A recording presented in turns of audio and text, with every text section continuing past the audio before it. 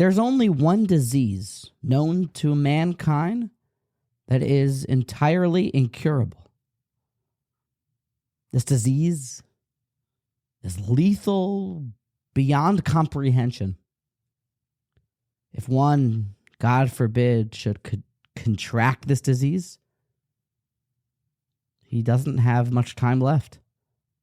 He should say his final goodbyes, maybe even some vidui, God forbid. It's kind of harsh and hard to describe that in the world of the soul, in the spiritual world, there is pretty much nothing that is so damning, so wretched that will put a nail in one's spiritual potential. We know that barasi Yetzirah, barasi Torah Tavlin, as bad as things are, as much as a person will struggle with any sin, any midah, God gave us the Savior. He gave us Torah as the medicine, with enough, in-depth, hardworking, diligent Torah study. You can be cured, no matter the disease, except for one. There is one midah, one sickness, that the doctors are left to say that you are inoperable. There's nothing to do. And they move you to hospice, God forbid. Parshas Metzora tells us what this is. And it's in chapter 15, when we're dealing with the different discharges that will mark a person as contaminated to various degrees. Some discharges are so impure that they may require said offerings as part of your purification process. We have a Zav, a Bal Keri, all the different male discharges. We have the 6th Aliyah, or the 7th Aliyah this week, because it's only Parshas Metzora. It's not a double parsha that deals with the discharges of a female, a nida, and a zava. All the different halachos. What about people that are in the room? Other people that will touch the fluid. All the different purity and impurity laws.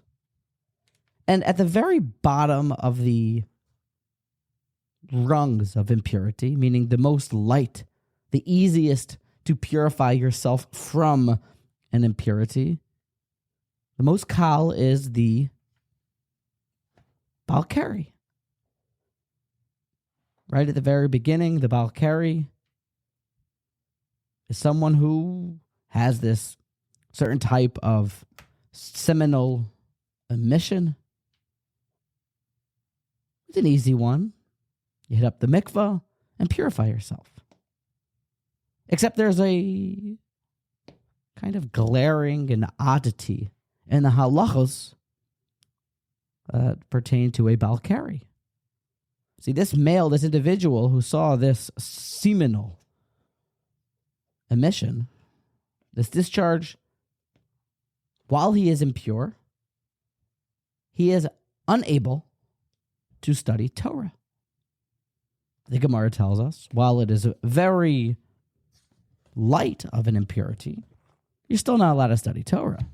It's Gemara Masechta Brachos, Chaf Beis Amud Aleph 22a. There's a lot of machloksim, disputes, and different laws about the Bal Keri discussed there. Tanya in the Gemara says, V'hoidatim levonecha v'livnei vonecha. It says that you should teach.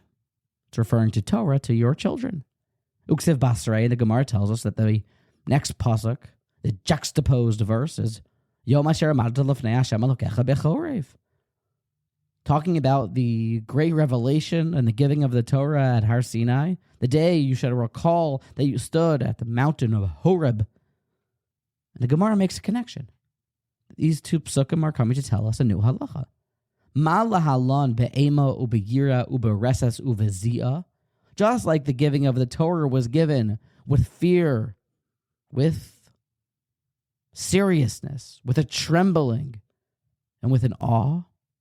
Afkan, so too here. In the teaching of the Torah, be'ema ubeyira uberesas uvezia. It needs to be with a certain amount of seriousness. Torah is a serious thing. Mikan amru chachamim anu halacha, the sages taught, Bal Keri asurim. A Bal Keri, it's usur for him to study Torah. Rashi explains to us where the sages found this in this brisa. Bikan amru, says Rashi, kol hatmeim, anyone who is impure, no matter the severity of the contamination, mutarim b'Torah, you can go and you can grab that life-saving pill called Torah.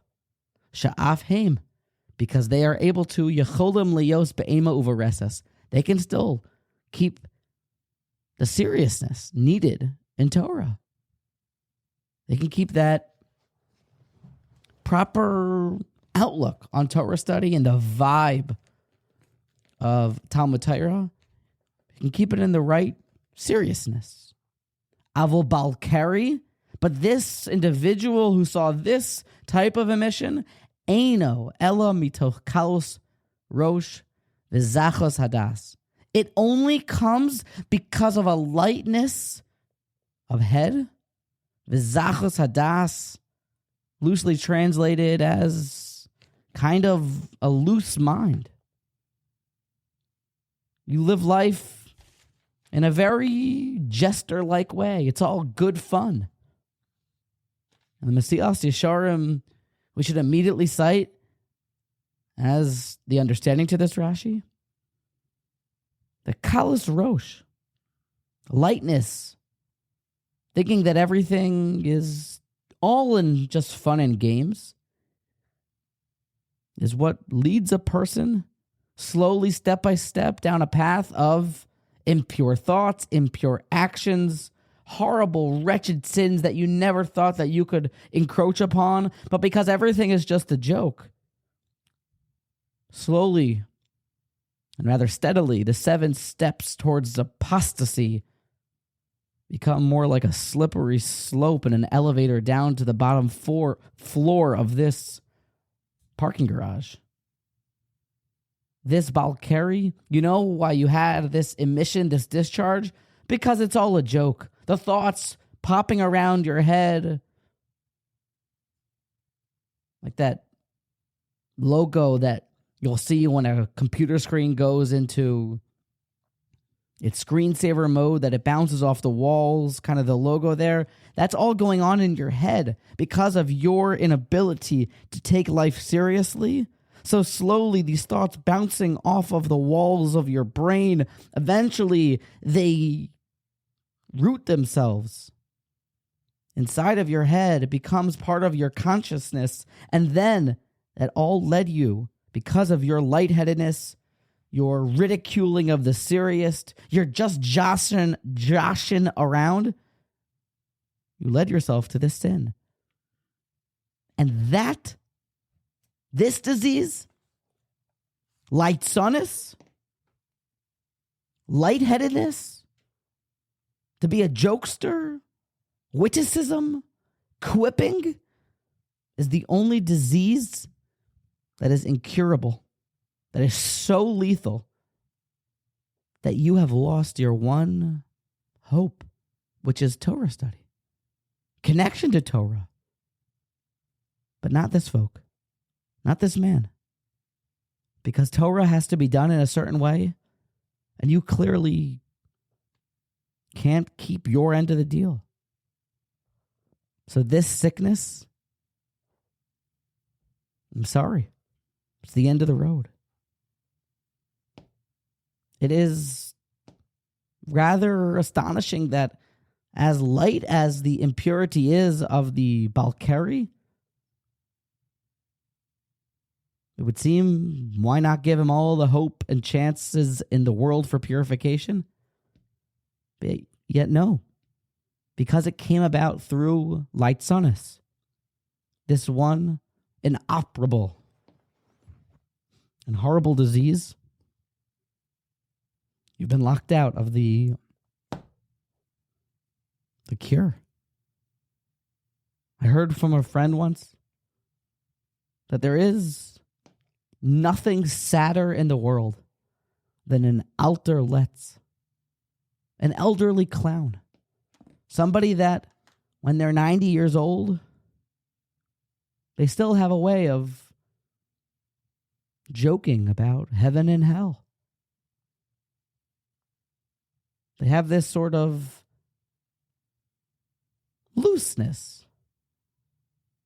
If the rabbi's collar's up, the whole shear may go out the window because it reminds them of something silly they once saw. Light-Headedness makes it like one's soul is wearing this impenetrable force field because everything is in good fun. I ain't harming anyone. It's just a joke. But the Masilas Yesharim outlines how when things are just a joke, when life isn't taken seriously, it's schik ve kalos rosh margilin as ha'adam la'erva. It is a great escort towards sin and impurity. Margilin. It makes it habitual and it makes it inevitable. Light-Headedness. Everything's a joke. The great Rav Shalom Shwadron, the Maggid of Yerushalayim, was in his mode, feeling it one day in his drasha in the Zichron Moshe Shtibel. I believe it was between Kabbalah Shabbos and Marv when he would give his famous talks. The crowd was whipped up into a frenzy. The way that he could describe vividly the details of a story. Rav Shalom Shwadron with his catchphrases and an ability to make the crowd feel as if the lesson was tailor-made for each individual in the crowd. It was just working that day. The Vart was, well, it had the crowd in tears. And then afterwards, when people were inspired, ready to daven a booming Marav, a fellow came over to the Maggid, Rav Shwadron, and said, a drasha like that, nobody could refute it.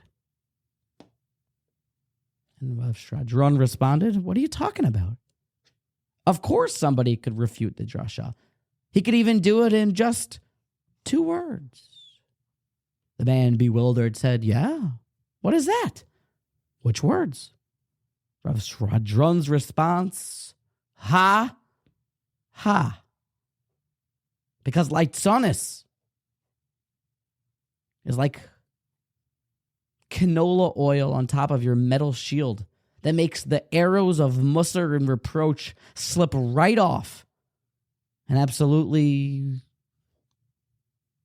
pointless, helpless at piercing the heart to ever give over some real Torah to push one to change. Because it's just a joke. Everybody relax. People will make a mockery of the way a holy rabbi will shuckle. They will make fun of a face of a sage when he's studying. Look how he's kind of clenching his forehead. Kind of looks like what was that we just saw the other day? Hey, relax. Why are you mad at me for making fun of a rabbi? It's just a joke.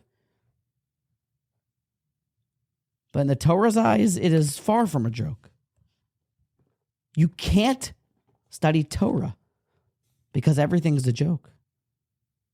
And you have now taken the most powerful source in the world, your only hope, and barred yourself from it because you can't live life with Ema, with the slightest bit of yira, and a bit of reses physia. Now, for clarity's sake, when we talk about light sunnis and making a joke about things, it doesn't mean that having a good time and laughing from time to time is incorrect. Even though I do believe that there's a Gemara that says that that only then can one open up his mouth in total laughter and total happiness. That happens during the days of Uz, during the days of Messiah, but that's for a different talk, because I've seen holy rabbis do it, which must mean that I'm not well informed about other Gemaras that may permit it. But having a good time and laughing, of course. Simcha, happiness. It's kind of proof that you're doing things right if you're happy in a real way, in a content type of way. But what we are referring to here is just not taking matters seriously. I hope that I'll have some better judgment in a little bit to edit this following part out, because maybe it might not be suitable for the waves of the Motivation Congregation podcast. But I really believe that there isn't anything worse for a person's spirituality than the WhatsApp memes that people share about any concept or idea that is serious. You'll have a meme. I just saw something about a meme about burning chametz that was making fun of it. Something like, if you do this right when we do this on Pesach, it's almost like this.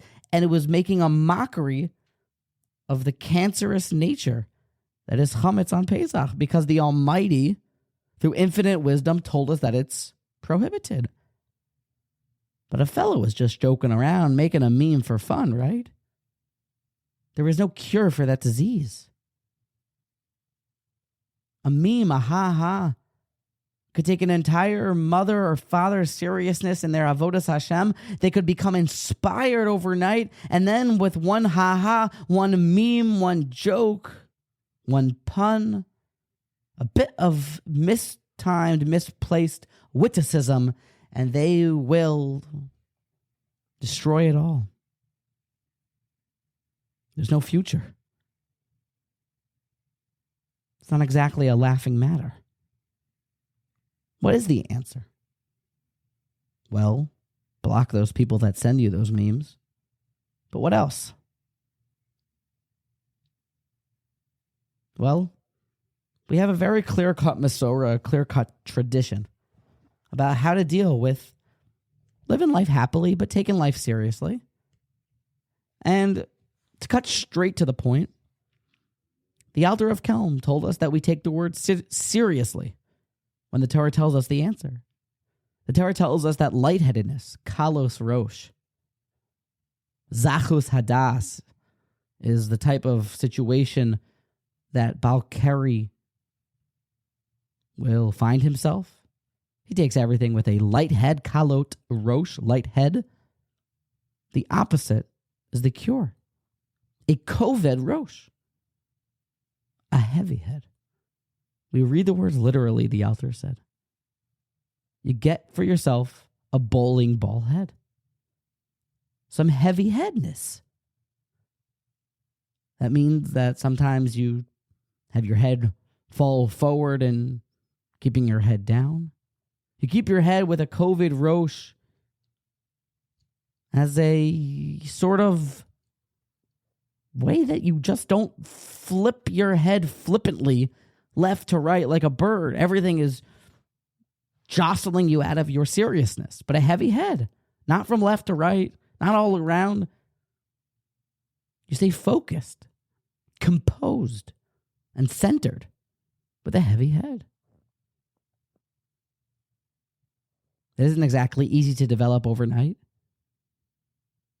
But what can be an impetus for having a heavy head is, I think they're kosher now, but looking at the wrapper of the candy, the airheads, the balloon heads, the airhead candy, this big old airhead that just can fly around and look all over the place. Anything would be permitted, any joke allowed, any meme welcomed. That makes life very, very relaxed, open, calm, and happy with everything can go, no matter how immoral it is, because it's all just a joke. But a bowling ball head,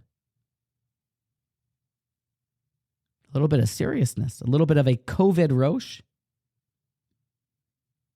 at least at the times that you are engaged in a positive commandment, then having a seriousness about life, pushing off the looking of a funny meme from your friend during a hour-long Torah study session, a bit of bowling ball headness, yeah, that'll be a good place to start.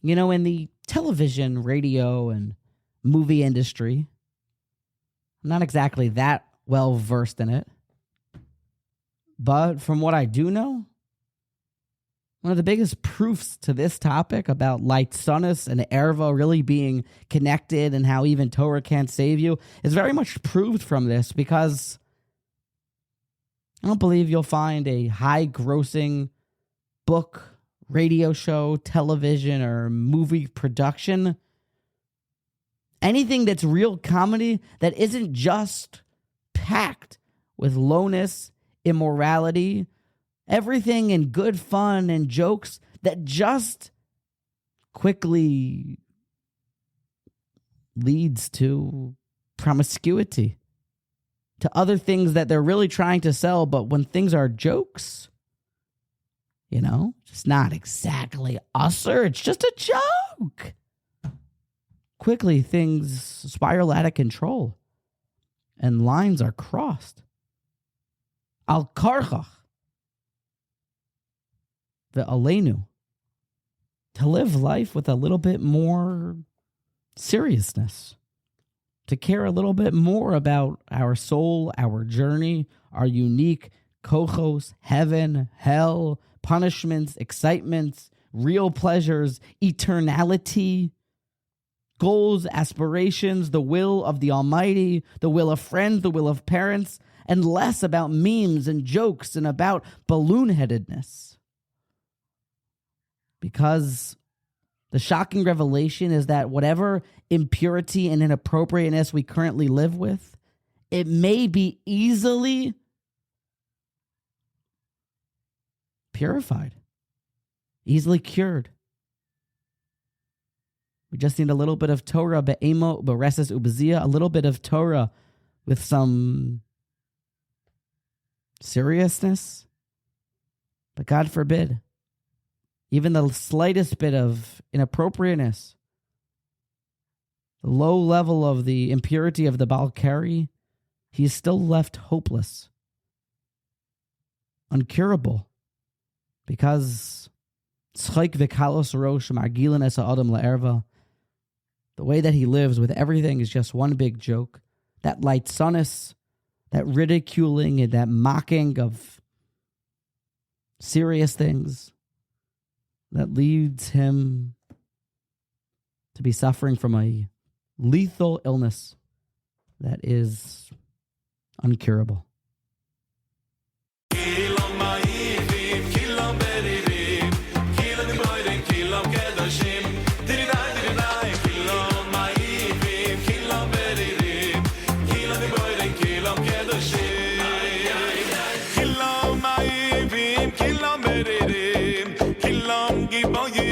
Kilam